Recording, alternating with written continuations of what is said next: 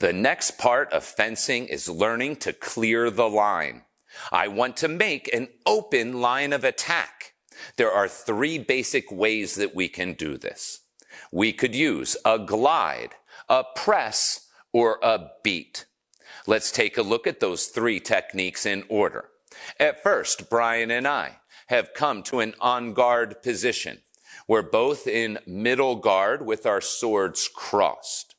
And here I want to line myself up so that Brian's tip doesn't touch me, much like the own the line drill that we did in the last lesson. Right now, if he thrusts at me and I thrust at him, we both die.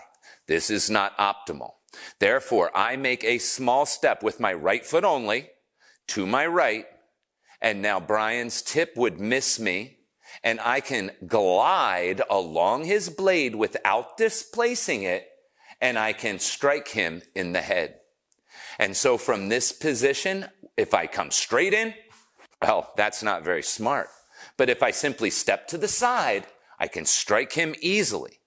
This is why it's important to have your hands slightly down below the crossguard, so that when you make this cut, his sword won't angle in and cut your fingers. So I could do the same technique to the outside. We've crossed in an outside engaged bind position. I'm going to slide up that sword without displacing it at all, without setting off any of his internal alarms that he's being attacked. He's looking right down my blade right now, which gives him a very small cross section to see. I only extend the arm until I can't go anymore. And now I strike in, and if he were to thrust forward, his blade misses my head by a good 6 inches. So that's the glide. The next technique that we're going to learn is the press. Now, if I were to press on Brian's sword and our swords are even, it's very difficult. I'm pushing on his blade, he's pushing on mine, and I'm not getting anywhere. And so I want to do 2 things to help me. First, I want to gain the blade. Gaining the blade means that I have more of my blade crossing less of his. So I have a good half of my blade over only a third of his. This gives me a mechanical advantage. I'm going to accentuate that advantage by turning the edge of my blade against the flat of his. And so now when I push on his blade, I can push him and he can try to push back, but it's going to be very difficult. Now that I have pushed him off of the line, I could extend my sword and strike him. So it's similar to a glide. However, I'm moving his sword. I'm pushing his sword off. Notice I did 2 things. I extend my arm to get more of my blade across his. I turn the blade against his flat, so I have my edge against his flat, and then I press to the outside with the handle. That's redirecting his tip over my shoulder.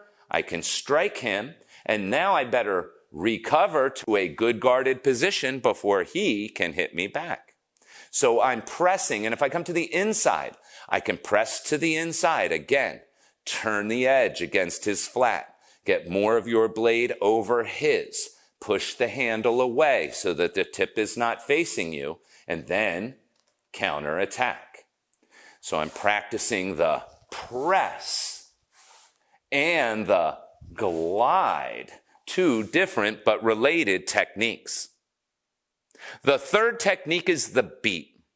This is where I'm going to smack Brian's sword off of the line. However, if I smack his sword down here, it's not going to move off of the line enough. I need to hit his sword near the end so that the tip goes over and I still hold center. I could immediately lunge in with a thrust to the face, but that tip is coming to me, so I need to recover to a guarded position. And so if I want to beat him to the outside, I'm on the outside of his blade. I turn my blade. I don't pull it back considerably. If I load it up for my beat, he's going to thrust forward and he's going to kill me before I can beat. So right in this motion, He can't be pushing against my blade either. If he's pushing against my blade, every time I try to beat, he's just going to be pushing me offline. So this is when he's just hovering there. He's got perfect energy. He's not pushing one way or the other laterally.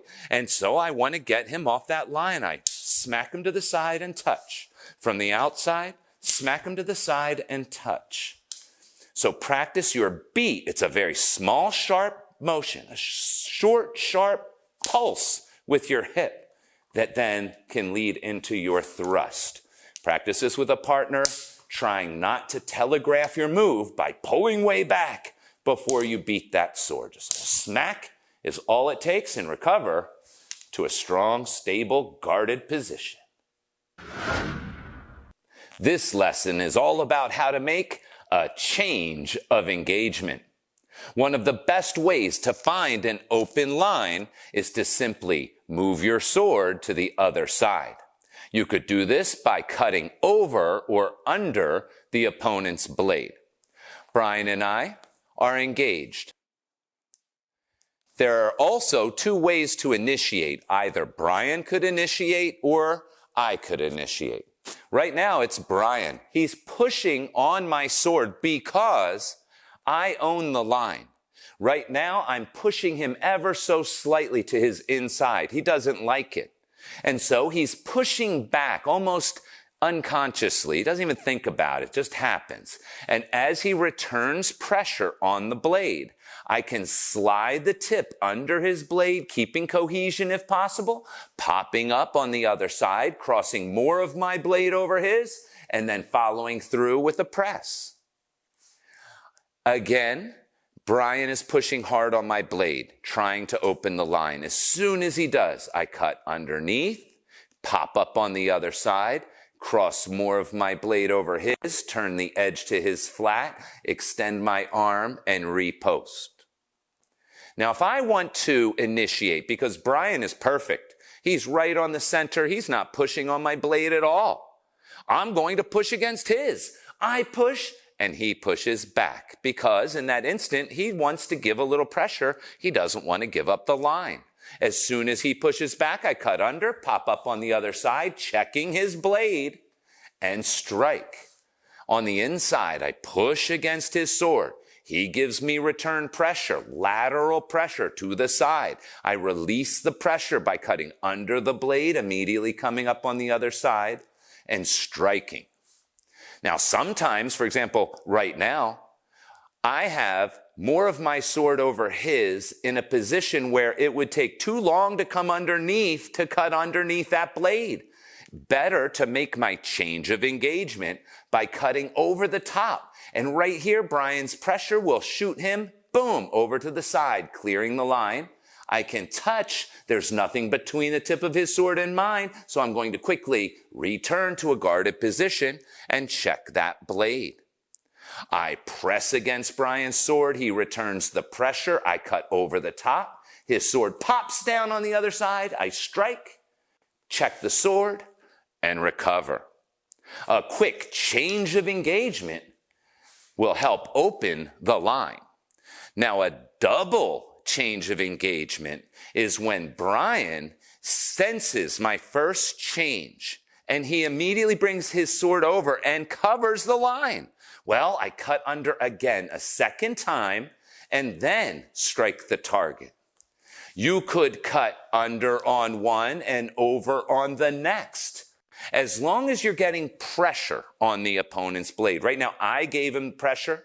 He returns the pressure. I make a change of engagement cutting over. He quickly cuts back. I cut under, and then I strike. A double change of engagement. That'll keep your opponent thinking and on his toes. Your homework for lesson 3.3 is to practice clearing the line using the glide, press, and beat. Also practice making a change of engagement, cutting over, under, and using the double change. As you train, remember, it's important to stay relaxed throughout the activity. Use structure, not strength. And once you've cleared the line, Finish with a clean repost.